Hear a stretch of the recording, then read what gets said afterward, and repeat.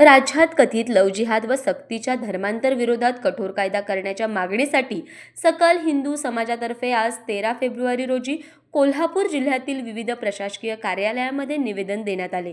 जिल्हाधिकारी कार्यालय, तहसीलदार कार्यालय, प्रांत कार्यालय तसेच संबंधित पोलीस ठाण्यातही निवेदन देण्यात आले। 14 फेब्रुवारी 2025 रोजी महाराष्ट्र शासनाने या विषयाचा अभ्यास करण्यासाठी विशेष समिती स्थापन केली होती। मात्र जवळपास 1 वर्ष उलटूनही कोणताही ठोस कायदा अस्तित्वात न आल्याने समाजात तीव्र नाराजगी व्यक्त होत असल्याचे आंदोलनकर्त्यांनी नमूद केले। शासनाने स्थापन केलेल्या समितीचा शासन निर्णयाची फोटो फ्रेम शासनाला भेट देत सरकारला त्याच्या आश्वासनाची आठवण करून देण्यात आली।